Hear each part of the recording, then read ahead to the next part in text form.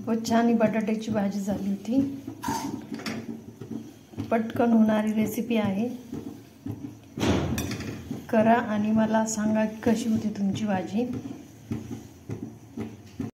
4 बटाटे घेतले, आता ते कट करून घेते मी, त्याचे साल काढून। त्यासाठी अद्रक लसणाची पेस्ट, कोथिंबीर आणि कांदा हे कट करून घेतलं।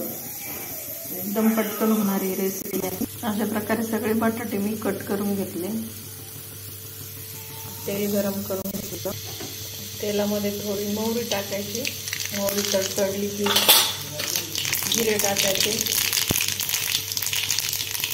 जिऱ्यानंतर अद्रक लसणाची पेस्ट टाकायची। ते चांगलं हलवून घ्यायचं। ते परतलं की त्याच्यामध्ये कांदा टाकायचा।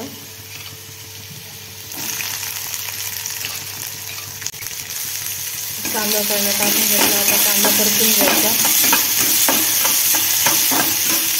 कांदा परतल्यावर मसाले टाकायचे। कांदा परतून घेतला, आता त्याच्यामध्ये हळद,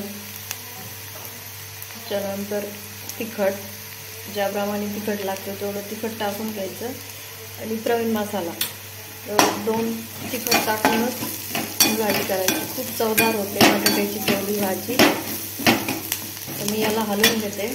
थोडंसं पाणी टाकून घ्यायचं, परत हलवून घ्यायचं। तुमच्याकडे जर कढीपत्ता असेल तर कढीपत्ता टाका, माझ्याकडे नव्हता म्हणून मी नाही टाकला।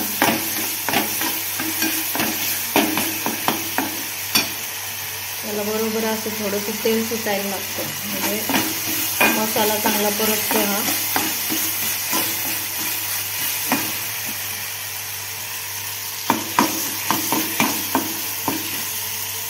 तेल सुटायला लागल्यावर याच्यामध्ये बटाटे टाकून घ्यायचे।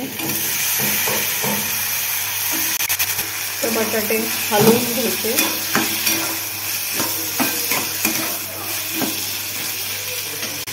त्याच्यामध्ये चवीनुसार मीठ टाकायचं। याला चांगलं हलवून घ्यायचं।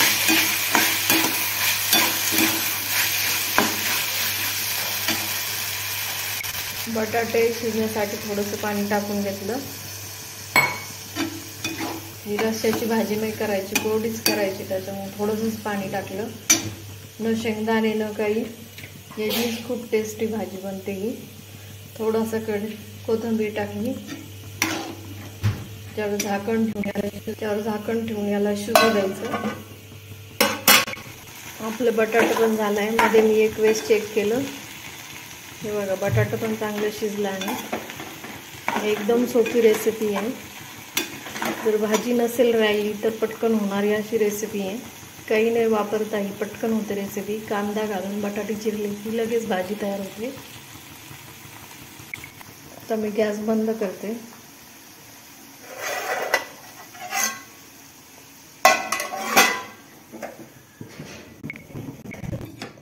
नमस्कार मैत्रिणींनो, सर्वांना श्री स्वामी समर्थ। तर आज आपण बटाट्याची भाजी बनवणार आहोत। तर ती कशी बनवायची हे पुढे आपण बघू। खूपच छान बटाट्याची भाजी झाली होती। पटकन होणारी रेसिपी आहे। करा आणि मला सांगा कशी होती तुमची भाजी।